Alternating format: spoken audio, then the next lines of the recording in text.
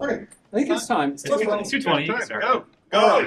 Off to the race. Don't waste my time. So, for those of you that don't know me, that's me. I'm Josh McKenzie. I've been doing Cassandra for 11 years now.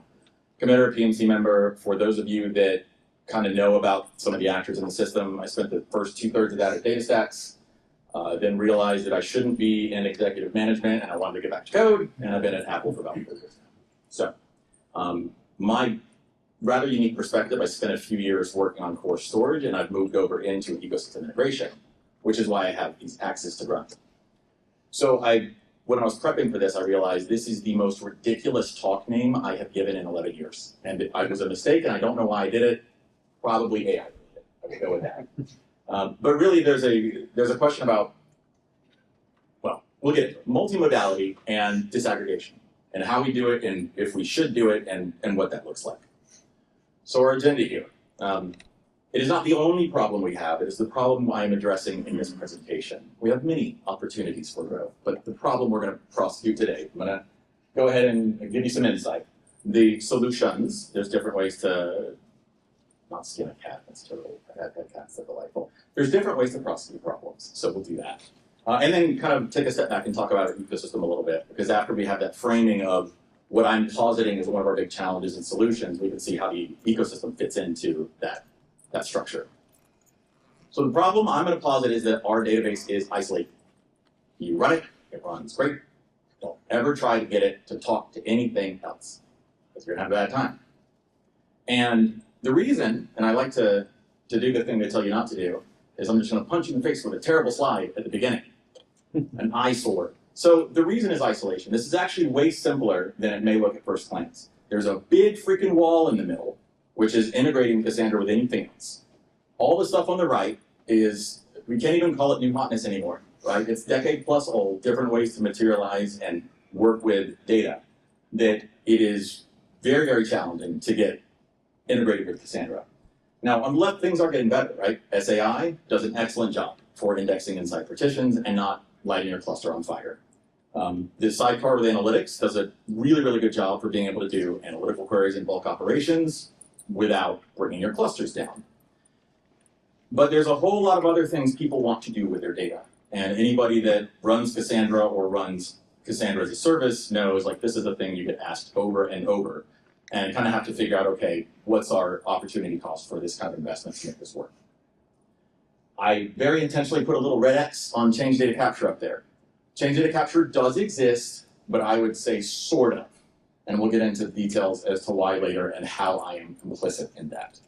But what we're doing to kind of address that. So this is what I'm claiming is a big problem for us to talk about. And one of the reasons I'm so interested in it, not only am I getting repeatedly prodded about it, and I don't like not having good answers for things, but it also feels like low-hanging fruit where you can get a lot of easy wins. Make us all look good. So I would claim here that Cassandra is a system of record, but it's isolated. And if you kind of take a step back and think about Cassandra, the front end of the LSM tree, and for those of you that aren't terribly familiar with its architecture, you write to a mem table in memory, you write to a commit log, and then you move on about your day.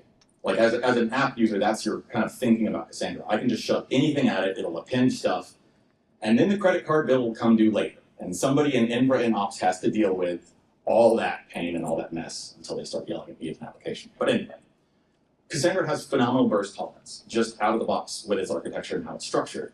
Again, nothing in life is free, and we end up having to pay for that down the road. It's very, very durable, right? The architecture of writing things to however many replicas you have is great, and machines die, and you still have your data. That's all fantastic. And then if you want to go get data back out, good luck. Like, you can point query things out, and you can even convince yourself that you're not doing key value query by querying out groups of rows. But we are a wide column store, it's a key value store. But it's hard to get things out in any other way other than what CQL presents for you. And looking at this, CQL is not going to be enough to populate what's on the right side of that slide, at least in its current incarnation. So right here, same thing, just repeating myself. Like, you can't do bulk export and with just wide row queries, especially going through the storage engine, and that's a giant waste of compute, and it blows up all of your latency sensitive scenarios. Getting deltas out of the system, Really, really challenging, right? There's no straightforward, easy way to say, hey, give me an ordered list of all the things that have changed on X partition over Y time. That's not how we roll. And we've flirted with ideas about that in the past, but we're not there.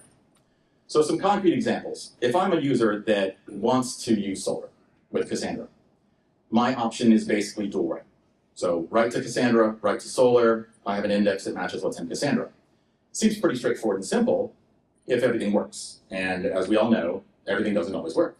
So you end up with a lot of these details about your infrastructure leaking into the app space. So you have app developers who, in the best case, are building distributed systems but know nothing about infrastructure, who you're now burdening with understanding what can Solar handle versus what can Cassandra handle. What kind of queuing is going to take place? Do I need to actually have things back off? Do I need to be aware of back pressure between systems? That is not what they are interested in doing. That is not value add, and they generally don't get it right. I would argue it's really hard for us in infrastructure to get it right too, so why would we expect other folks with less access to the guts to get it right? Example 2, I want to perform analytics. This is a lot better. It used to be a lot worse. So now you can go through the analytics library, it bypasses Cassandra, you pull SS tables off the disk. That's all really, really good. But you are working in a fairly poor security model where you're now saying, I want to be able to have X number of processes massively parallelized out and effectively directly talk to these Cassandra nodes and pull stuff out, and I'm going to be grabbing stuff off disk.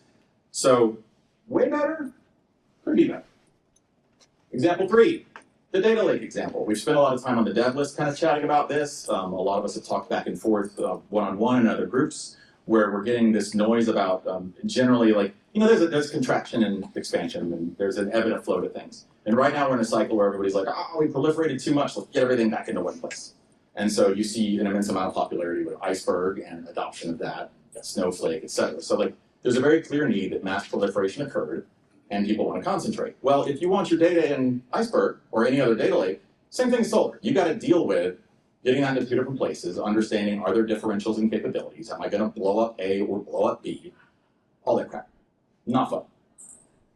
The really, really worst case scenario is when anybody wants to do more than one thing, and they want to do lots of things. And that's a compounding issue where you are, it's just all the same problems I've talked about for the last 3 slides, only effectively multiplied by each other to some extent. It's probably not linear, but the thing that really bothers me is the details of infrastructure topology leaking into application space. And we already have enough of that with CQL and users' abilities to completely push over their clusters because they deleted their data too much, right? Like there's already a pretty heavy load of a cognitive burden on users to understand how to use Cassandra correctly. And that is getting better too, right? Guardrails help out with that a lot. We've got a lot of optimizations. So it's not all like doom and gloom, but it is nowhere near sufficient for where we need to be. But, oh, I got 2. Okay. So I just talked about all these things. The last 2 bullet points are the ones that I want to call out. This has a negative impact on adoption for Cassandra. And for anybody that uses Cassandra, the more other people that use it, the better for you, because they're going to find bugs that you then don't have to find. And the more people that contribute to Cassandra, the better for all of us, because we can all, embrace each other's work and test each other's work and collaborate. And so a negative impact on adoption is a much, much more pernicious, deeply rooted problem, I would argue, even than all of the very acute pains that app devs are feeling because of this system and that platforms are feeling, et cetera. The last bullet point I would contend is you can't really be a system of record if nobody can access your records, other than if they're just doing point queries. And since my latest hobby is to ask AI about everything to see if it is useful at all on it, I asked it for a metaphor about systems of record. And delightfully, after I told it to stop throwing bulleted lists and tables at me and to stop trying to glaze me about how smart I was, the metaphor that it produced was, it's like you have a statue, a marble statue in a hall of mirrors. That marble statue is the system of record, it's the source of truth. Every single mirror is a different angle, it's a different materialization, a different view of that underlying data. And to be a system of record, we need to be that marble statue, and then all the mirrors are the different ways people can access the data, the different ways that data is actually materialized. And like the number of times I'm saying materialized and views in the same presentation should probably trigger all of us. I'm realizing that now. But it's a useful word. It's more than just the MV as a feature.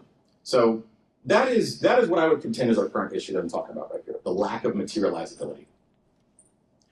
So solution number one to this is robust change data capture. So right now, you can turn on change data capture and it will promptly start hard linking commit log files to a directory. The end. And you get to deal with how do I read that? How do I deduplicate between replicas? Like, so much is left as an exercise to the end user that, anyway, I'm getting ahead of myself, literally by one slide. Part of what struck me in the last couple of months when I was thinking about it, because I've talked to folks who are, architecturally toying with putting a write-ahead log in front of Cassandra, having Cassandra tee off that, and then other systems tee off that write-ahead log, because then you kind of get change data capture for free. And then I thought, well, you know what, that's not that different than what we have. We just have the write-ahead log on the other side of Cassandra ingests. It's not before the ingestion in a different system, it is in Cassandra in the commit log. Because the commit log is really just a distributed write-ahead log without any of the bells and whistles for people to get stuff back out of it. So that subset of our architecture is not that different than Kafka and Pulsar if you eliminate like 99% of the features and functionality. So I would contend that quite impressively, Cassandra 8844 is actually harder to get data out of than Cassandra itself. And you're welcome, because you can go see who the assignee is on that ticket from almost a decade ago. That's me. Kind of what happens there is you have plans to do more things, and then you get pulled into management. You don't have as much time to work on code, and then things just don't kind of happen. Anyway, we can all kind of circle back and pay for our sins. I've said that multiple times today. But what's missing from 8844, reading files from replicas, deduplicating files between those different replicas, deduplicating is the big one. Nobody wants to do that. Nobody wants to deal with that, right? And at some point, the ordering of the data in there, the maintenance and the cleanup, if you squint, you're like, we're kind of re-implementing parts of what the database itself does, but, them's the breaks. You can either do that inside Cassandra and pay all the tax for how slow it is and have like an 80% hit to your performance, or do it separately and don't do that. So CEP44 comes to the rescue, right? It's actually more advanced CDC. It isn't necessarily coupled to Kafka. That's just the first integration that comes along with it. So I probably should have fixed that title, but hey, here we are. The North Star of this CDP is at least once delivery. So if data is inside Cassandra, it will get downstream to the CDC consumer. There are some knock-on effects from that in other guarantees that we cannot offer, like fully 100%, because this is the guarantee that we're providing. It honors consistency levels. You can YOLO it and say, hey, if I got CL1 in the database, feel free to kick downstream. There's actually probably a lot of use cases that are stateless and happy to consume deltas that don't actually care that much. Or you can tell it, hey, I want CL all, and kind of set that bar where you want. It's highly available. A single sidecar will kind of take ownership for a range and then ask the other sidecars, what have you seen with these hash mutations of X? And if you've seen it and we all agree, I'm going to go ahead and send it downstream if it honors the consistency level, et cetera. So there's definitely some complexity that goes into this deduplication, which is, of course, why everybody doesn't want to do that. They would like a solution with the project out of the box. You get deduplication and strict ordering with like an asterisk, where we have kind of two options here, right? Option one would be to say, until every single mutation that anybody has seen, or I guess you could argue the leader has seen within a window, we're not going to send anything downstream. And so then you penalize all the functional updates and mutations in the name of trying to make sure that you never, God forbid, 24, 48, 72 hours down the road, see a duplicate mutation. That would be an option. Kind of sounds like a crappy option. I'm also completely biasing it with the way that I'm editorializing it. But realistically, we're going to have to pick an edge to give on somewhere, right? So we could compromise on at least once and then end up with much better ergonomics when it comes to deduplication and possibly ordering, probably not. But ultimately, what we have kind of settled on as a design perspective in the CEP and discussions as a community is good enough is a real thing.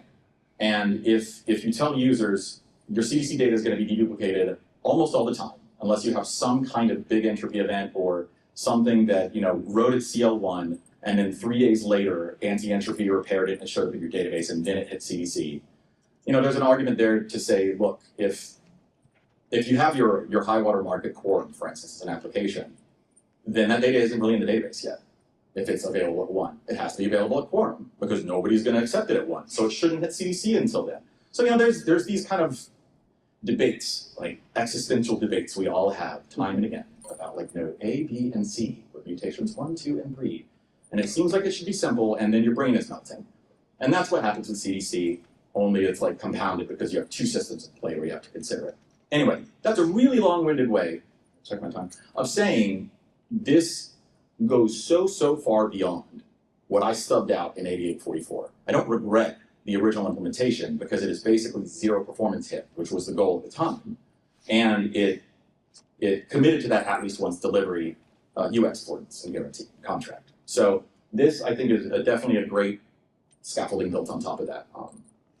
And I'm remembering now I actually helped like review the design for it and everything. So I'm not like trying to congratulate myself. I was just like, oh, hey, this guy worked on this. We should probably ask him just to make sure he doesn't get cranky.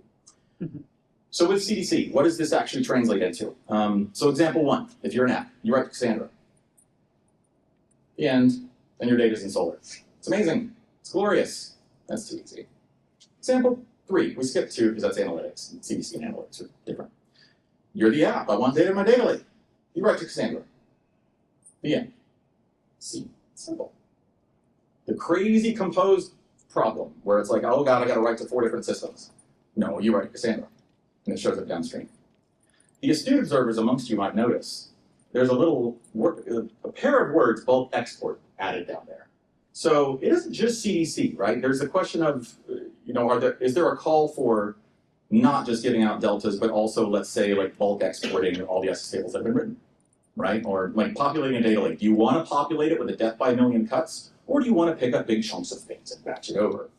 That's it too. But we're going to talk about that. So the modern architecture, this, oh my God, this is. Let me explain. What I would say is start from the app. What can the app do? They can still do analytics, just like before, directly to Cassandra. They can still do their CRUD operations. And the black lines are what the app can now query. New functionality. You can hit a data lake. You can do SQL via Trino. You can do really, really complex analytical queries. You can do a lot of heavier weight processing if you want to. And there's also this far, far top line ecosystem queries, where like any other way that you want to materialize this data or cache this data or whatever it may be, you're just kind of getting. Because all of these green lines are showing how the data is flowing out through the system without the app teams having to deal with it. And for those of you that might not be as deep into the weeds of these kind of problems, I am talking about the most banal, like well-known, very clear, obvious thing to anybody that's trying to run Cassandra with anything else in their fleet. Like this is like, why don't we have this? This isn't like, wow, Josh is brilliant. Like this is so phenomenal. So that's the kind of the new hotness, basically, with CDC in the mix. And there's an argument to be made that there's still an immense amount of complexity that somebody has to manage, right? What happens when CDC breaks down? What happens when whatever queue you're pulling from falls over? What happens when one of these downstream consumers has a data loss event and you need to actually bootstrap and clean it back up and fix it? And what I would contend is all of that's true for the prior regime, only a lot of it falls on an app team who is significantly less, prepared or empowered to deal with any of that. So better to just put this on the people who are working on the database and working on infra and deal with this stuff on the daily. So that's solution one. Solution two, this is where it gets interesting. The before was super interesting too. Everything I say is interesting. This is where it gets more interesting. I'll go with that. Flexible export. And now how is that related to modular APIs? We'll get there. So zoom in all the way out. Let's ask ourselves the existential question. What is Cassandra? Right? You go read its original white paper, and it is, we took Dynamo and we took Bigtable and we smashed them together. And at the time it was, by the way, you can't update, you can't delete, it's thrift. We've come a long way from our roots. But the core architecture is still kind of the same, right? You get super, super bulletproof, leaderless query coordination that is quite durable, with consistency level support, etc. Like really, really good stuff. And then Bigtable is kind of the do a lot of stuff really fast up front and then table tax down the road. So that's the, for those of you that may not be familiar or just to refresh, the way that I think about that is really like step one is min table plus commit log. And then step two is SS tables. And any read in Cassandra is going to have to kind of merge all that jazz together. And really it's going to merge the min tables and SS tables. There's no reason you couldn't actually just read from commit logs and SS tables if you were masochistic or had a reason to do it. But that's what Cassandra is. So let's let's take this split and look at it through the lens of APIs. Okay? So in a lot of ways, I would argue that CQL is kind of like the storage engine foisted, under the hood through Dynamo in front of the application developers who are data modeling. So like the way that our data is laid out very much shows up in the way people need data model and what works well and what doesn't work well when it comes to using Cassandra. So Patrick talked about a lot of stuff that could happen on the left side there, right? SQL. I would contend after my rather strange 7-month stint working on GraphQL, GraphQL is not a bad candidate. It's quite eventually consistent. JSON, REST-based, gRPC, there's all kinds of stuff we could do outside the scope of this conversation. So on the right, where I put this very helpful blue circle to make you feel peaceful and receptive, is bulk reads and writes and deltas, the things I talked about before that we couldn't do. Well, guess what? Like bulk reads and writes is Cassandra Analytics. Deltas is CDC. So this pattern of can we get stuff out of the system in bulk, we see the kind of prototypical nascent first manifestations of that well beyond that with analytics, but kind of nascent with the CDC side. But let's zoom in more on those bulk operations. What actually are those? So Cassandra Analytics is a parallel abstraction around reading, compacting, and writing SS tables. It just so happens that in the middle, it's in a data frame, so you can do all the Sparky things with it if you want to. But like from the perspective of Cassandra and the API, this is what analytics does. For change data capture, it's really an abstraction around reading from commit logs. And there's all the declaration of deduplication and kicking it downstream and a lot of like important stuff there for sure. But really, it's just like analytics is read SS tables, CDC is read commit logs. If we go a little deeper still, yes? Did you just say disaggregated compaction is done? No. Oh, you're extrapolating. Well, you said compacting and writing SS tables. Yes, I can. Yes. We'll talk about that. Yes. Go ahead. You're front running. I was like, no, I literally didn't say that. That's like 6 slides ahead, Eric. What's happening? What? Right. So if we go deeper still, right? So before we got the analytics and CDC angle, let's dig a little deeper. So analytics is SS table IO, right? That's the big table reader writer. It's soon to be the BTI table reader writer. That's the compaction iterator, the merge iterator, the how do we read a bunch of different files and get a view for it, row. And CDC, it's the commit log IO. And this is part I'm actually quite proud of myself for because the commit log read handler is a clear, clean public API, which is not our strong suit, which we will talk about. And nobody has yelled at me yet about it being a crappy API yet, which is quite rare in our ecosystem. So this is what it is down in code. How do you access that? Cassandra all. It's all the things. It is in fact the dump truck that just dropped all the rocks on your head. You got to deal with this massive surface area with no clear contractual guarantees about what is and isn't going to be stable. Just because it says it's public doesn't mean it's public for you. It's public for the database. And we reserve the right to change it whenever we want and blow up all your stuff. Not the best experience for people who want to rely on that code.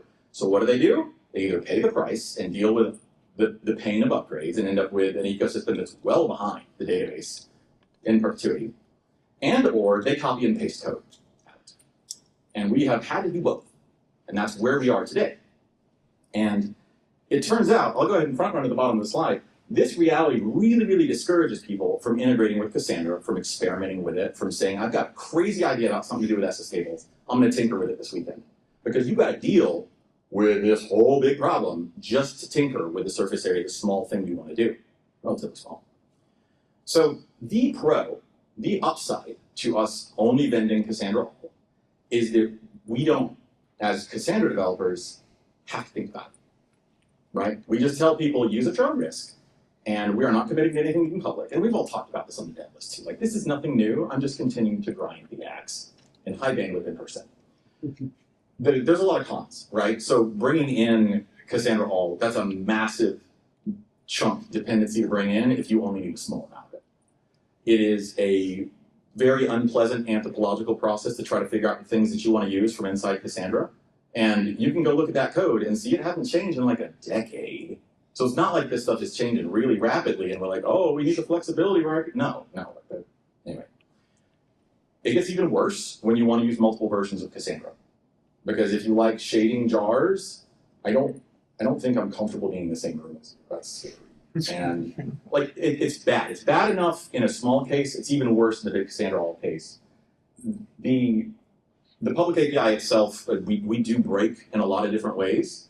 But there's also the question of, okay, how deep in the guts and the tendrils are ecosystem projects getting with Cassandra itself, right? So there can be a push and a pull of what should a contract be, what should an API be. And so then you have the sad little faces of the poor souls who are doing it anyway.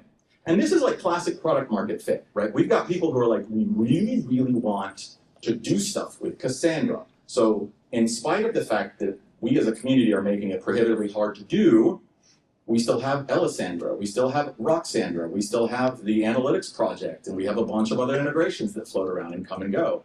Like there's enough demand that people are still investing their cycles to do something that is deeply, deeply challenging and not supported by our community, which I don't think is great.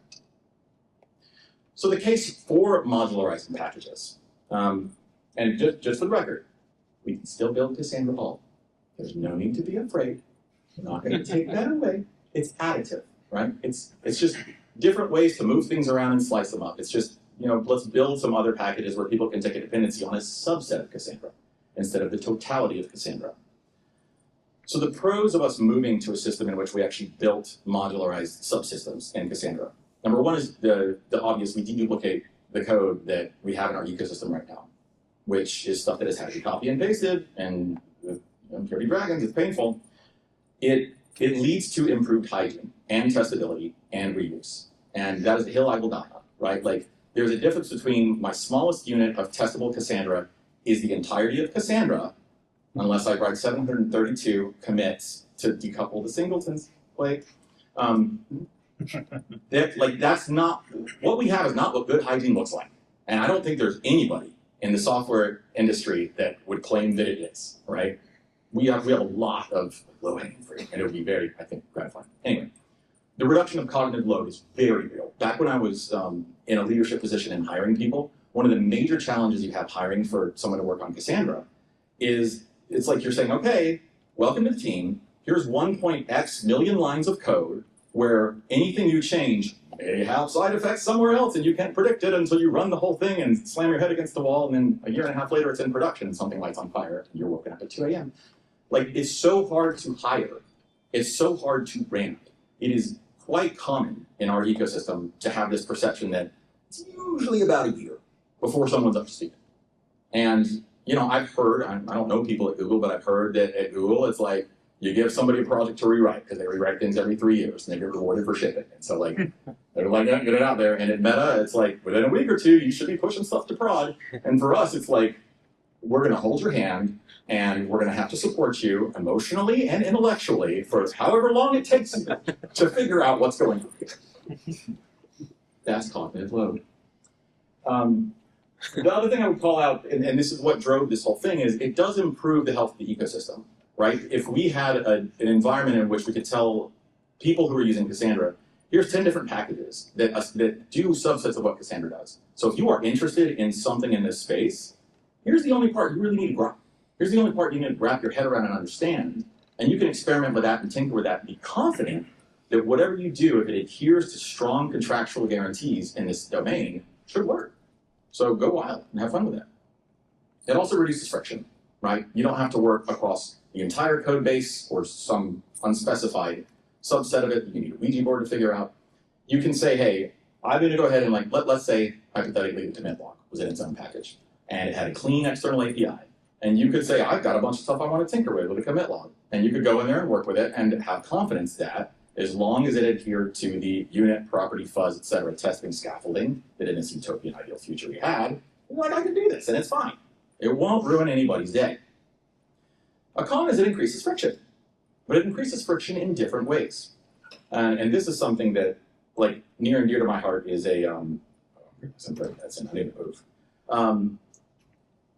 interfaces and abstractions are challenging to poke holes through. They slow you down. So if you do need to make changes that touch multiple packages, there's an extra lift associated with that. And that's kind of a pro and a con, right? Because sometimes you need to think about it when you're making cross-domain changes as to whether or not they have the impacts that you expect them to have. So what packages exist today?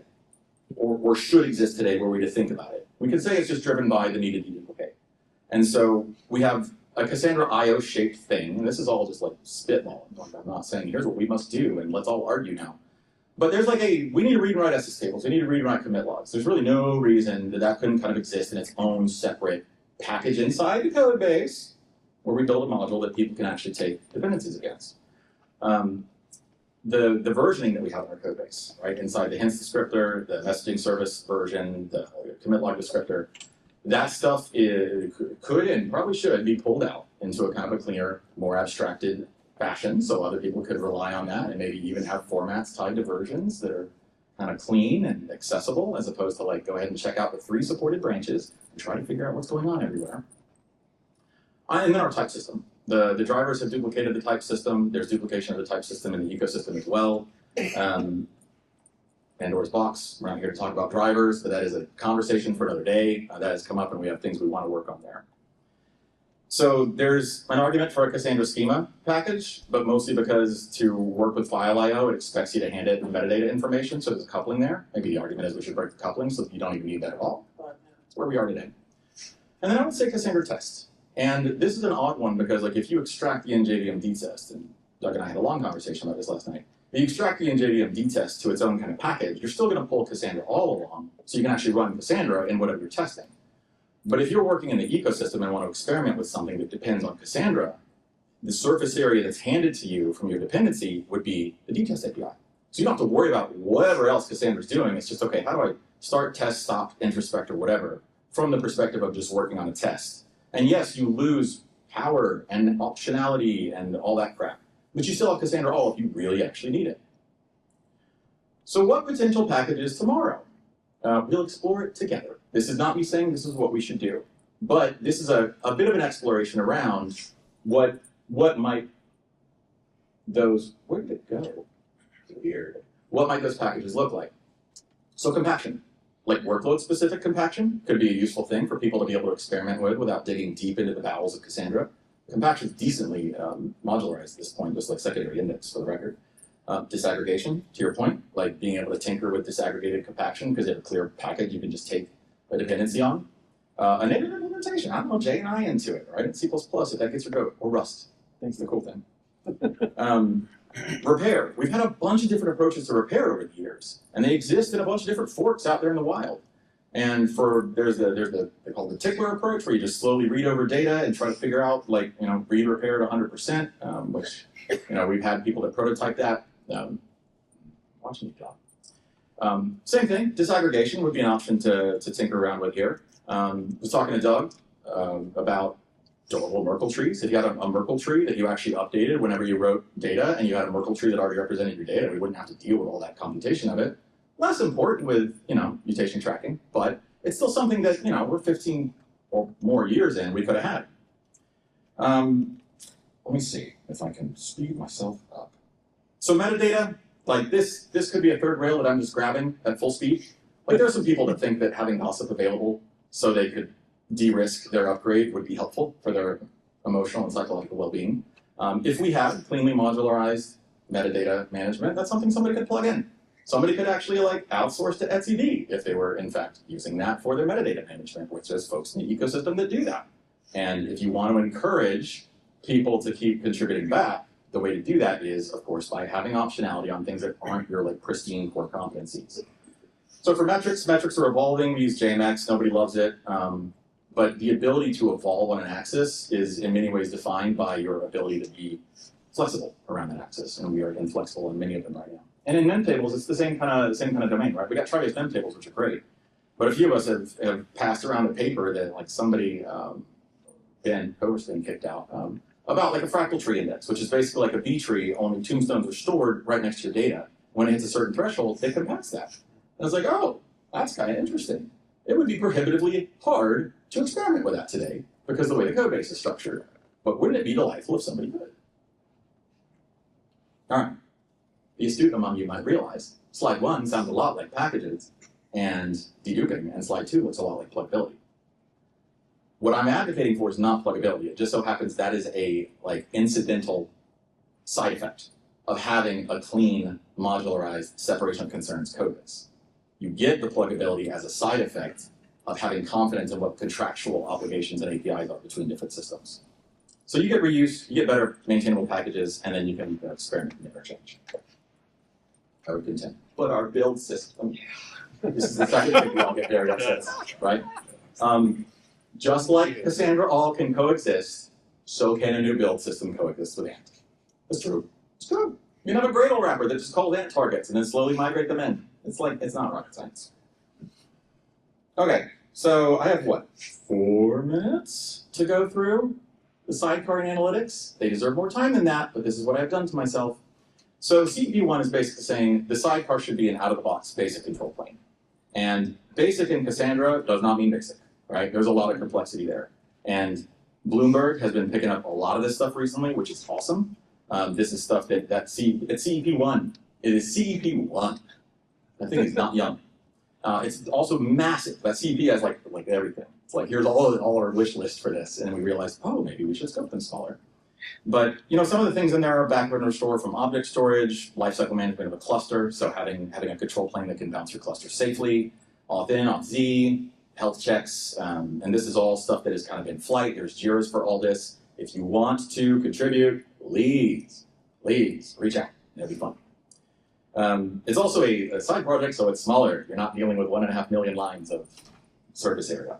OTel exposure, right? Open telemetry integration. Like maybe we should do what the whole industry is doing. That'd be great. And then, observability for the entire cluster, not just through node tool, but through a bit more of modern architectural approach.